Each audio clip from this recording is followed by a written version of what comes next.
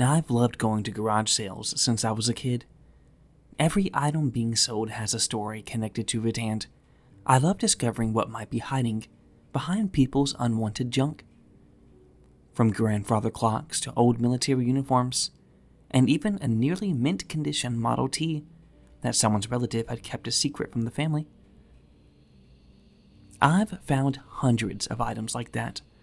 So when one day I came upon a small neighborhood garage sale, without skipping a beat, I pulled my car into this foreign neighborhood and quickly began searching around for items. Now I found the usual odd knickknacks that most people try to get rid of: clothes, old electronics, and the odd piece of furniture. I bought a few items here and there, but nothing was standing out to me. That was until I came upon an elderly woman sitting in front of her house with a few items laid out before her. She smiled as I walked over to her and struck up a conversation, and she began to show me a few items that she was selling. I probably don't have to tell you guys how big of a jackpot old people are when it comes to interesting old items. She began to tell me how she was about to move into a nursing home, and that she was having to give up a few items she wasn't able to take with her. I nodded at her and began to peruse her items as we continued our conversation. She had plenty of interesting items from her family's history, but one item especially caught my eye. An old, weathered journal that was tightly tied up with a leather strap and had what looked like photos sticking out of it. I picked it up and examined it for a moment. I didn't want to be rude and open in front of her, so I asked her about the book. She took it from me and did her best to try and look at it through her impressively thick glasses, but it just looked as foreign to her as it was to me. With the leather-wrapped mystery secured, I gave the old woman, who was named Margaret, my number in case anything came from the journal, and with childlike giddiness, I quickly headed home to examine my find. The first thing I examined was a photo that greeted me the moment I opened the journal. And it was a weathered, old photo of 5 heavily jacketed men in what looked like a great white void. Flipping the photo over, I was met with a strange inscription that confused me at first. Antarctic Expedition, July 1930. Now, I don't claim to be an Arctic expert, but I've never heard of any expedition in the 30s. A quick Google search indeed showed me that Admiral Richard E. Byrd did have an expedition to Antarctica in the 1930s. But before I got my hopes up, I noticed that no one in that photo resembled Byrd at all. In fact, the date on the photo was dated to a month after Byrd's expedition had gone out and come back home. And I plucked another photo from the journal and found another copy of the 5 men. And this one was labeled with the names of the men in the photo: Professor Albert Woodrin, Niles Bergfisk, Olaf Hustad, Jesse Wallace, and Henry Perkins. With names now attached to these mysterious explorers, I started my search for them. But to my annoyance, I found nothing connected to these men, and even the professor's name revealed nothing to me. Thinking that maybe this was just all a hoax or some elaborate setup for some sort of story, and I decided to crack open the journal and actually read it. And it became apparent that the journal belonged to Henry Perkins, and that he was a student at the university, though he neglected to ever name which one he was from. Much of the early journal is a setup towards the expedition to the Arctic. Apparently, 3 Americans, including the professor and Henry, would be accompanied by 2 Norwegians who were hired to ensure that the groups didn't get themselves killed in the sub-zero temperatures of Antarctica. And they were taking a small team to get them to Antarctica and set up a base camp. From there, the 5 men would travel over the trans-Antarctic mountains and on to the great, vast emptiness of Antarctica. One early entry in the journal did draw my attention, however. March 17th, 1930. And I spoke with Professor Woodrin today about the finances regarding the expedition. And this amount of equipment is sure to be costing both him and the university a small fortune. Not only is a team of sled dogs to accompany us and provisions to be supplied for up to 3 years on the continent, but even a radio and wireless telegraph machine is to be brought for the purpose of this expedition. Now, I would venture to guess that this would rival even Admiral Byrd's expedition. But the professor has kept tight-lipped about where all this money is coming from. He only spoke vaguely of a French nobleman who is paying for most of it, if not all of our expenditures. Perkins seemed as skeptical as I was upon reading this. These things were expensive as hell during the time, especially during the Great Depression, which even Perkins called attention to several times. What was most alarming was the fact of how secret the professor was being about the expedition. He hadn't even brought this up with anyone but the men who were to join him on this expedition. In all, by the time the boat got set off for Antarctica, only 30 men had been chosen for the journey. And this was all starting to feel like the beginnings of a movie, and my doubts were starting to grow. But I was enthralled by Perkins' writing. Despite the strange and dubious circumstances surrounding this strange expedition, he was thrilled to be a part of it. His pages were filled with how happy he is to be away from the university, and how to mark his name into history. The boat was named SS Firefly, and arrived off the coast of Antarctica after a smooth month of sailing. Perkins' excitement was evident in his writing. June 27th, 1930. At long last, we've arrived at our destination. The great, vast, white land is before us, and I've never been more excited. I'm about to walk where only a few brave men have walked before, and I am along with them. Though Professor Woodring seems slightly muted in his excitement, but I suppose a Great War veteran would be hard to impress. With the group arriving at the continent, they began the task of unloading the Firefly, and beginning to create their base camp near the base of Mount Erebus, which they named Atlas Camp. And I thought that was a little funny. The titan that holds up the world. The rest of June and July was spent with the group of men continuing to build up the base camp of Atlas. All the while they began to deal with heavy windstorms and blizzard-like conditions.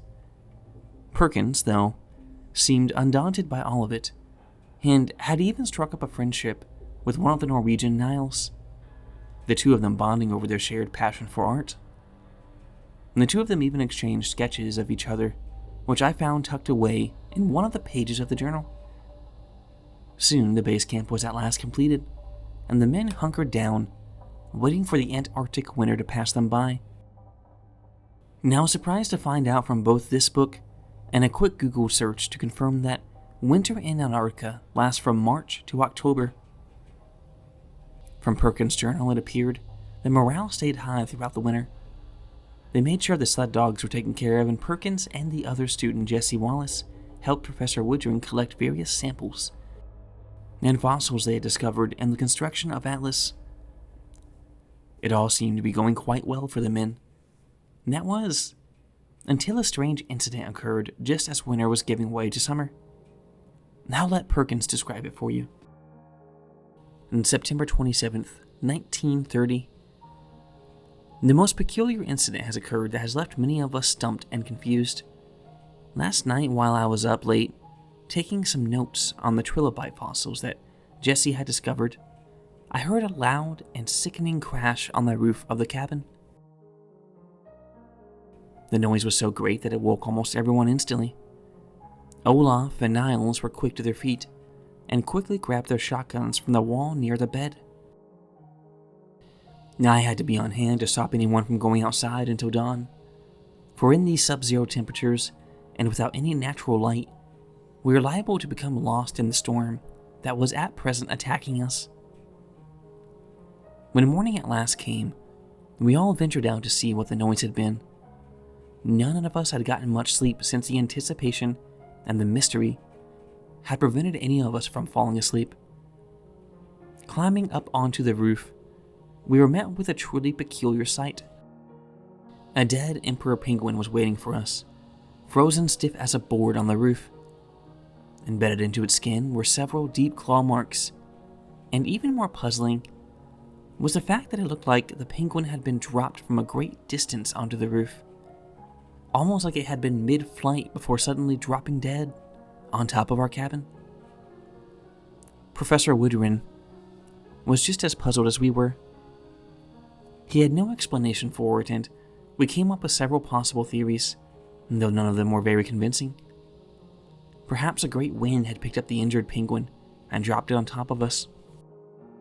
Or perhaps some great condor had been blown off course and had dropped its meal in an attempt to escape the biting cold of the continent. None of these theories are very concrete, but it's an absolute mystery as to how this flightless bird had somehow achieved flight. And this puzzled me as well, as there was no plausible way for the penguin to have ended up splatting on top of the Perkins cabin. Unfortunately, Perkins didn't include a photo of the penguin, so I had to take his word of the incident. However, the penguin incident was quickly forgotten once October dawned and, at long last, summer arrived on the continent, and our 5 heroes got ready to go out and explore what lay over the mountains. On October 4th, 1930. At long last, we set off from Atlas. With a cheer and wishes of good luck, we left on foot and skis with plenty of food and camping materials. The plan is to get over the mountains and build a temporary camp. Once the camp is built, one of us university students and a Norwegian will be sent back to gather more supplies and hopefully more men to further build up a base across the mountains. Supplies will be sparse, so it is hoped that we can complete our mission before the start of next winter. God willing, everything will go well. I am hopeful and full of excitement. Our journey into the unknown begins at last. Their journey got off to a well enough start.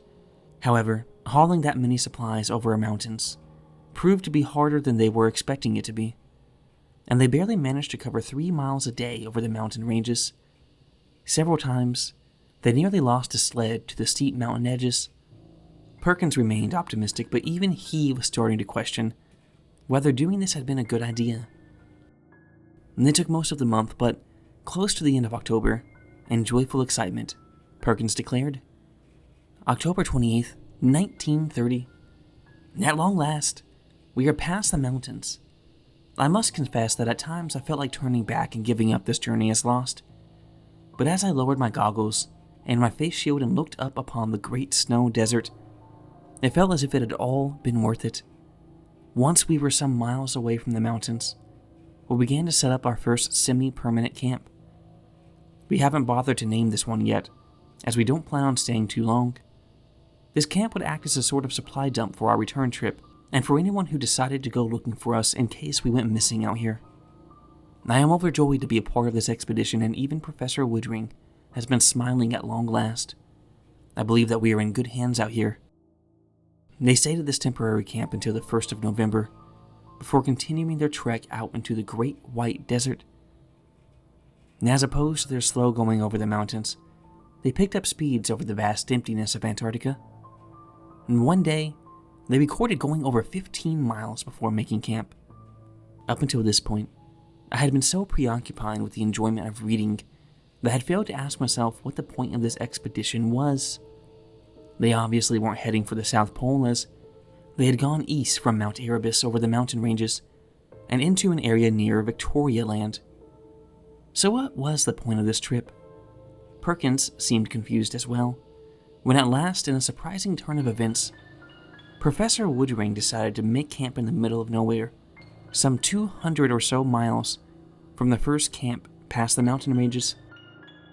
November 17th, 1930. Professor Woodring has triumphantly proclaimed our base to be named Kronos. I must confess that I was shocked when he ordered us to begin setting up our permanent base here, seemingly in the middle of the vast waste, without any indication as to why. As Olaf and I were pitching our tents, the Norwegian asked me what the point of this expedition even was, and to my surprise, I, myself, had no idea. I told him some vague answers about samples and fossils, before quickly changing the subject to his family. And later, once our mini tent city was set up, I pulled Jesse aside, and I asked him if he had any clue as to the origins of our expedition. And to my surprise and shock, he had been wondering the same thing. That night, we entered Professor Woodring's tent and asked to be given the information to the meaning of this expedition. He looked at us for a moment or two before producing a letter from his trunk and handing it to us. It was a letter from the French nobleman who had financed such an expensive expedition, one Henry Leblanc, Count Ramados. The letter instructed Professor Woodring to lead this expedition to Antarctica in search for signs of living creatures this deep into the interior. We both stared at him in absolute disbelief. There's no way anything could survive here in the interior of Antarctica with these horrific temperatures and lack of food sources.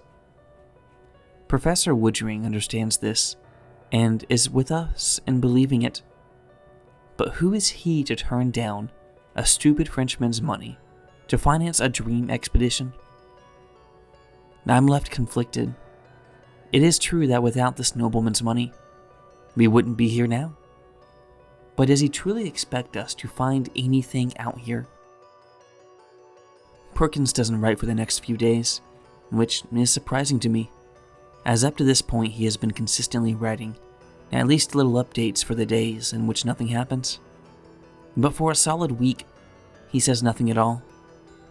But a week later, his entry begins with the most ominous sentence I've ever read. November 24th, 1930. There's something out there. Perkins' handwriting in this passage is noticeably much worse than it normally is. It started 6 days ago, after we had just confronted Professor Woodring about the nature of this expedition. We were perplexed to find there was a newly dug ditch in the snow. We were confused as none of us had dug it, and it appeared as though something had emerged from under it. Grabbing shovels, we began to dig it out, and we were shocked to discover several large objects buried in the snow. We picked a few of them up and examined them. They appeared to be large, almost fossilized eggs. We believed that they may be dinosaur eggs of some kind and thought for a moment, perhaps that crazy Frenchman had been correct.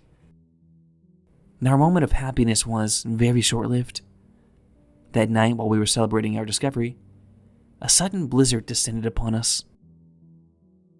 We were all confined to our heated tents to wait out the storm. It must have been close to midnight when, through the howling wind, I thought I heard someone screaming. I thought at first it was the wind, but in between gusts, I was for sure hearing a blood-curdling scream. Acting quickly, I threw on my jackets and mittens and grabbed my kerosene lamp from its post. Running outside in the whipping blizzard, I struggled to see even a few inches from my face. Stumbling around into the darkness, I stumbled upon Olaf's tent and, to my horror, discovered it ripped to shreds. And there, shivering uncontrollably and bleeding to death, was Olaf. A look of absolute horror on his face. I quickly grabbed him and started screaming at the other members. They all quickly exited their tents and stared in horror at what was lying before them.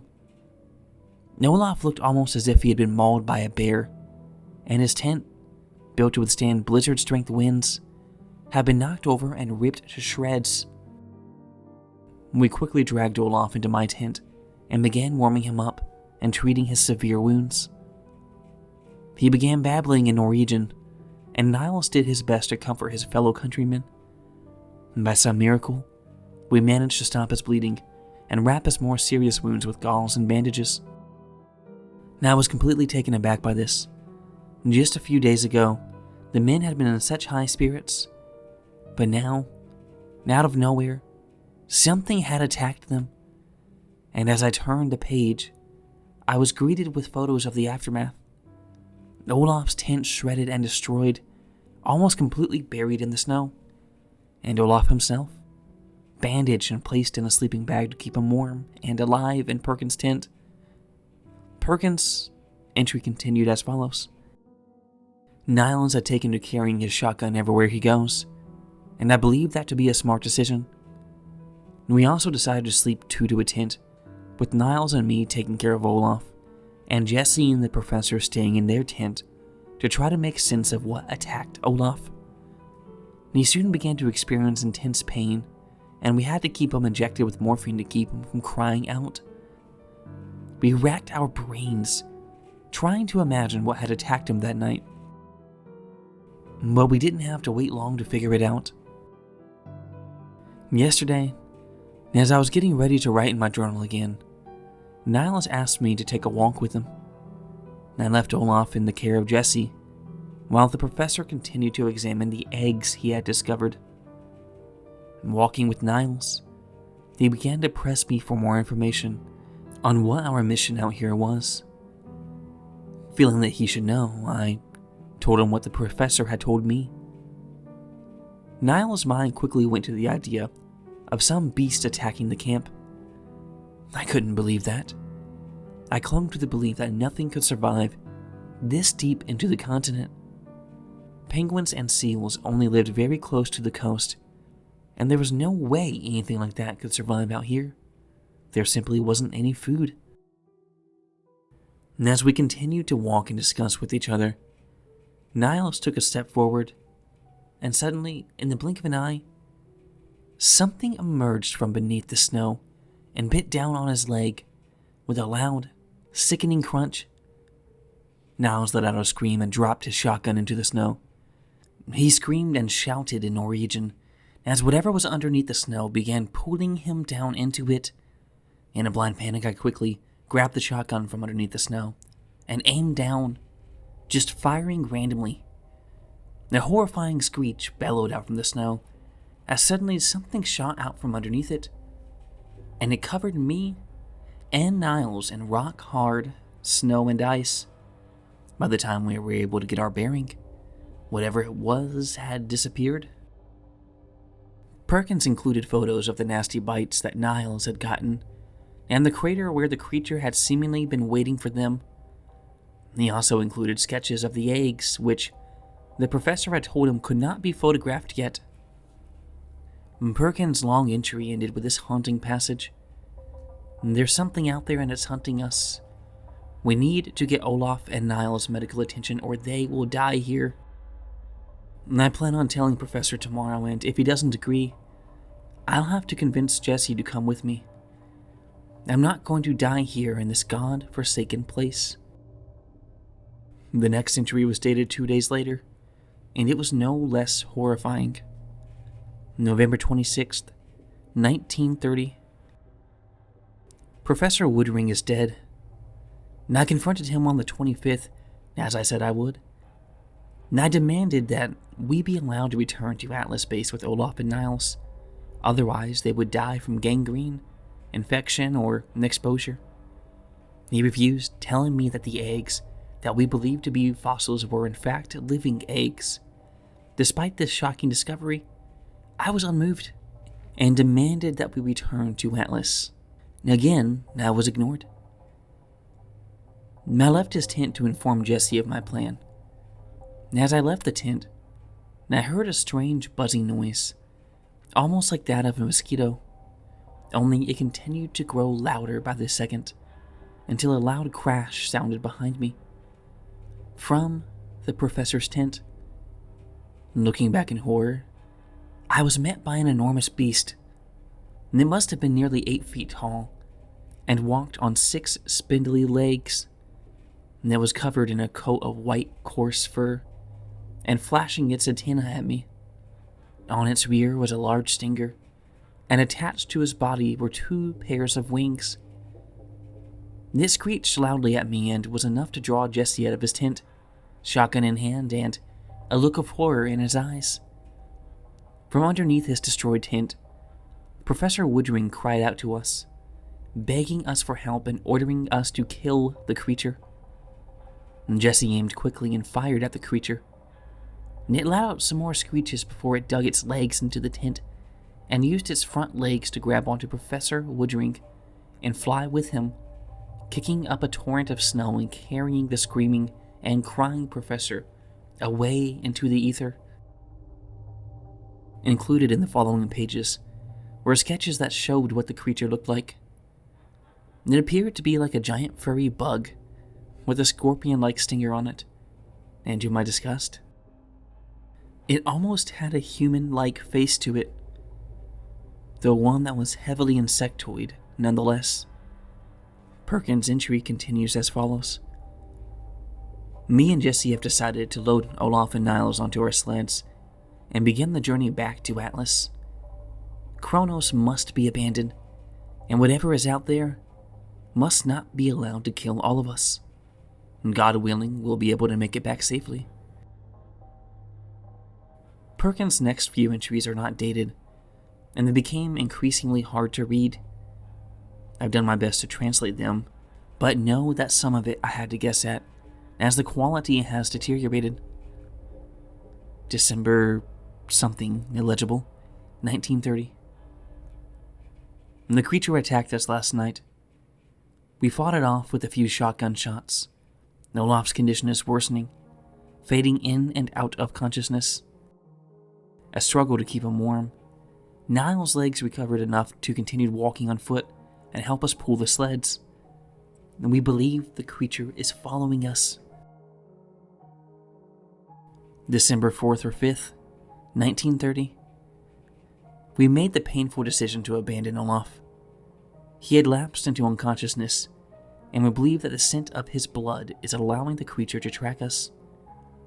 We left him behind and used the last of the morphine to further sedate him, and I pray that it takes him when he is sleeping. We still have several hundred miles still to go until we reach the mountains, and we hope that without Olaf, we can make up time. December 7th or 8th, 1930. This morning a dreadful blizzard attacked us. Jesse suggested we make camp, but Niles and I argued for continuing forward, banking on the fact that perhaps the creature would lose track of us if we continued our march through the blizzard. Jesse wasn't convinced, but continued along anyways. By the time the storm died down, at last, all of us were showing signs of frostbite, and Niles had begun to develop snow blindness. December illegible, 1930. The creature hides itself under the snow. As we set up camp to continue on our journey, Jesse was leading the way as we continued to pull the sled. And as he stepped forward, the creature suddenly burst forth from underneath the snow and took a hold of his leg. Acting quickly, Niles raised his shotgun and blasted the creature in the face, sending it scurrying back under the snow. Unfortunately, it took Jesse's foot with it. We bandaged it up as best we could and loaded him onto the sled. But I would be lying if I said that I believed he would make it. The creature almost seems to swim through the snow, like some sort of snow nymph. This next section had no date, but I believe it to be a few days after this attack. Jesse has been crying and screaming for hours as we continue to march towards the mountains. Without any morphine to treat him, the only time he's able to keep his mouth shut is when the pain becomes too much and he faints. Niles is not any better either. The bite marks on his legs have become infected, and his strength is decreasing as the days continue. I've had to contend with the idea of continuing on my own into the vast emptiness to hopeful safety. January illegible, 1931. We reached the mountains at last. Unfortunately, the creature hasn't stopped its relentless attack on us. Just last night, I had to use the last of the shotgun shells to drive it away. All I'm left with is my ice axe and revolver that I salvaged from the professor's tent. It has 4 bullets in it, and me and Niles decided to put Jesse out of his misery. I couldn't bring myself to do it, so I had Niles. We loaded what little food and gas we had left and began our trek into the mountains. January 10th, 1931. Niles is dead. He went as far as he could, but at last, the infection caught up with him, and his snow blindness as well. And I stayed with him through the night in our bivvy, as he slowly drifted away. He told me stories of his childhood and his wife, before at last his voice grew faint, and he finally ceased to be. His words were in Norwegian, and unfortunately, I cannot repost them here. We started with 5, and now I'm alone. Along with this entry, there was a simple sketch of a grave that Perkins made for Niles out of his skis and equipment. The last few entries are barely coherent and point to the fact that at this point Henry Perkins was at his breaking point. At this point he'd probably reached his breaking point long ago, but it was finally catching up with him. His next few entries are not dated and are nearly impossible to read, but what few passages I could read I'll relay here. The creature attacked again, stung me with its stinger, managed to hit with ice axe, cut off one of its antennae, saving bullets, and the pain is unbearable, but I must keep going. The creature uses antennae to sense when something is near, saw them sticking out of the snow, and I managed to avoid it, but I believe I am lost. Blizzard is upon me, shelters in place, can hear it near me. The blizzard has continued. Food has run out. Blizzard continues. The next several pages are completely illegible. Blizzard has lit up. Now I can see camp from where I am. Now I can no longer move my legs, and the creature is waiting outside. His final entry is heartbreaking, knowing how close he was to Atlas Camp, and just how far he'd made it by himself. Fired several shots at the creature, and it screamed and ran away, but it left behind an egg. It's a female, I believe. And I wonder if anyone heard my shots. And I believe I'll rest a moment before trying to move my legs again. Just a small rest. And with that, his entries ended. And I'm left conflicted. I still have trouble finding all this believable. How did this journal end up in this old lady's garage? It sounded like Henry Perkins passed away just within sight of Atlas Base. I contacted Margaret and told her about the context of the journal. To my surprise and horror, she suddenly remembered something. Her great-grandfather had told her once of how he'd been a part of an Arctic expedition. She invited me back to her house to examine a few of his items that she still possessed. True to her words, she produced several photos of him from the expedition. It appeared that he had been one of the men to help build and maintain Atlas Base, while Perkins and the other went on their ill-fated journey. And the two of us figured that after Perkins had fired those shots, her great-grandfather and a few men went to see where it had happened, and came upon Perkins' body. And he then took the journal and returned to the States. So, there's no doubt of the validity of the story. To my surprise, while searching for any other connections to the story, I was put in contact with one Jackson LeBlanc, a descendant of Henry LeBlanc, who had funded the expedition. And he's made it known how excited he is to buy this journal off of me, for whatever price I deem fit. And I plan on meeting him in person tomorrow, and I'm sure he'll be more than excited to see his ancestor had been indeed right. Something was living in the Antarctic. Maybe there still is. But that's the end of my story. I told you. You do find those nuggets of gold in garage sales after all.